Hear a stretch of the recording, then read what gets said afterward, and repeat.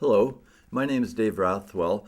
I'm an assistive technology consultant with SetBC, and today I'm going to be interviewing Clement about some of the equipment that we provide at SetBC and how he uses it in the classroom. Clement, could you introduce yourself and maybe tell us a little bit about your vision? I am currently a grade 12 student in high school in Vancouver, following the standard grade 12 curriculum that I'm probably going to break down into 2 years so I can finish all the necessary courses I need to graduate, get all the credits, and take a few things that I like. I am currently totally blind. I was born with a bit of low vision, but I lost it, and by the time I was 3, I was totally blind. Thanks. Now you're talking about you're in high school. High schools are pretty big places. How do you make your way around the school, Clement? Well, the high school in particular I go to is quite big and quite populous or populated, sorry. And I get around by using my cane primarily. Um, my O&M instructor took me when I was in grade 7 to familiarize me with the school, and every year I learned the routes to my classes on my own. And if I don't know the route to a particular class, I'll get a friend to guide me there. Okay. What about when you get in the class? How do you find your seat in a classroom? Well, usually we have certain spots that I sit in. Usually I'm at the front of the class. Um, More often than not, I'm wherever a teacher puts me, although I prefer to be in the middle or the back, um, so I don't block anybody else who needs to see the board, as I clearly don't need to. Um, if a seating plan changes, usually I stay in the same spot while everybody else kind of moves around me. But every now and then I will move with my friends, depending on which class it is. Okay. Now, classrooms can be pretty visual places. Are there things that you find frustrating in the classroom? Well, things like when teachers say here, there, this, or that. Um, I have gotten used to it, but I try to remind teachers that it'd be better to be specific if they're talking about, that desk over there. Um, if they said that desk, to my left or right, it would be a lot better than simply saying that desk over there. Just little things like that. Yeah, I can imagine visually referenced words like that can be a little bit confusing, probably don't give you enough information. Definitely. When you're in the class, how do you know who's speaking? There's lots of kids in a classroom. Well, having been blind all my life, I've gotten used to associating names with voices. Um, some people use the expression put a face to a name. I use put a voice to a name. And now that I've gotten used to doing it, it can be quite irritating when people try and play the name game on me and ask me who this is, and sometimes I tend to ask them just to be straight and upfront with me because it's a lot easier that way. Sure, I can imagine. Any other challenges in the classroom? Um, Sometimes I find that the teachers go a bit fast, and I have to ask the teacher to slow down in terms of reading out notes, and things like that. But generally, things run pretty smoothly in the classroom. Do you find people want to help you more than you might want sometimes? Sometimes, because I grew up, or I've been to grade 8. I've been through grade 8 to 12 with the same class of students. So usually in every class, there's at least one or two students who I know well, who know just how capable I am, or know after I, lecture them about it a couple of times. And but sometimes people do tend to offer help, and it seems like they don't think I'm capable enough or independent enough to do the things I need to do in class. Okay. What about print materials in the classroom? How do you access those, Clement? Um, for textbooks, I use the writing system called Braille, which looks like dots to most people. Um, Braille textbooks are typically pretty big, and come in multiple volumes. For worksheets that teachers hand out, we get them translated by my Brailleist. My teacher usually gives the Brailleist the worksheets and tests and quizzes on time, and my Brailleist will transcribe them and give them to me when needed. You must have quite a system to get all of that in place. Yep. Do you have any no-tech or low-tech equipment that you use in the classroom on a regular basis? Well, there is the Perkins Brailler, which is the original Brailler that we used to write Braille. It's kind of like your manual typewriter, but it has one dot for each of the Braille cells, or one key for each dot in the Braille cell, rather. And we use that a lot.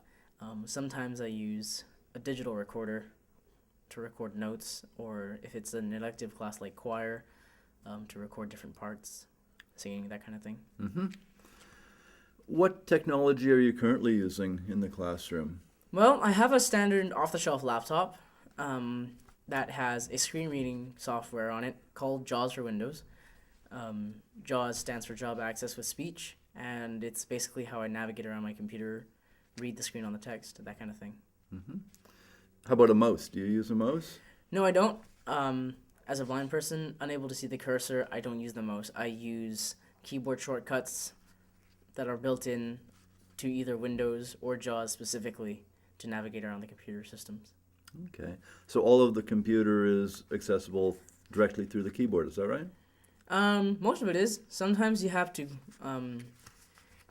click it virtually using the keyboard, using special commands that are associated with JAWS. But for the most part, it is pretty good in terms of accessibility. Okay. Do you have any other pieces of technology you use in the classroom besides a laptop? Well, I have this little thing called a PackMate. It is basically a PDA with it has a standard laptop keyboard, but the unique thing about this is it has no screen. It has a refreshable braille display, which lets me read books, my homework, notes that I've taken, that kind of stuff. Okay. Could you tell me more about a refreshable braille display? How does Well, that work? It's built into the PackMate, and it's comprised of pins that come up and form the braille letters.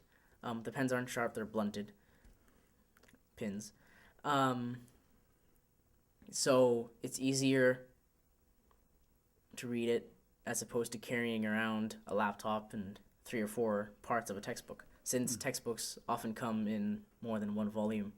Okay, so you're actually reading as opposed to listening then when you're using your PackMate. Yeah, it has the option of speech support, but I don't use speech in the class for fear of distracting others or interrupting my teacher in the middle of notes. Okay. Do you use your technology in all of your classes?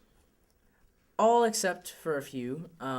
Math is the one class where I can't really use it. Anything like math, such as chemistry, physics, that kind of thing, is harder to use it with since those classes are loaded with graphics and diagrams. For other classes like, in those situations, in a math, chem, or physics class, I usually stick to a brailler, maybe, like I said, a digital recorder. But in classes like choir where no writing is required, no technology is really needed. Okay. What about maps? How do you read maps? I don't.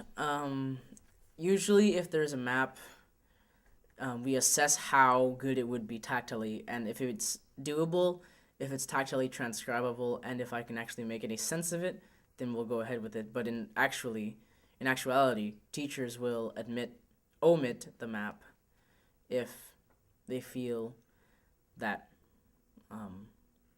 It's not. it wouldn't be productive. Sure. Okay, that makes sense.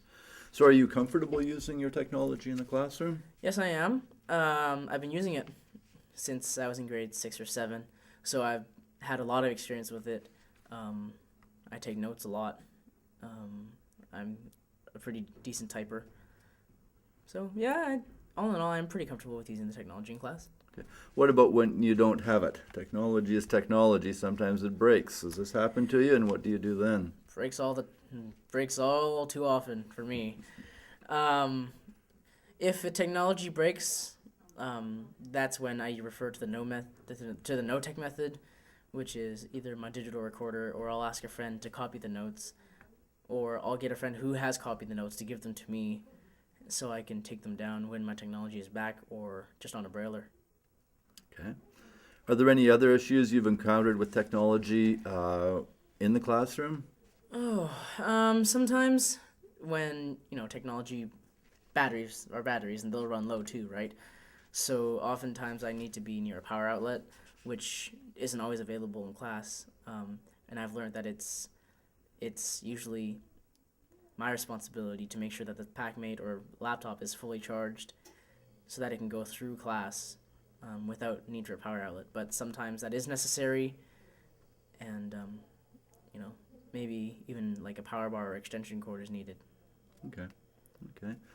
So, in conclusion, what would you tell your teachers about how they could better support you in the class when you're using your technology? Do you have any suggestions or comments? Nothing more than what I've said already. Just be more direct. Be more specific about what you're pointing at or what you're referring to.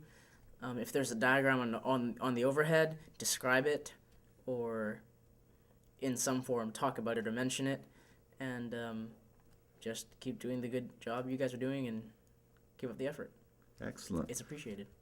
Well, thank you very much, Clement. This has been really informative, and I want to thank you for taking the time and joining us today Thank and you. presenting these to all the good folks that are watching this.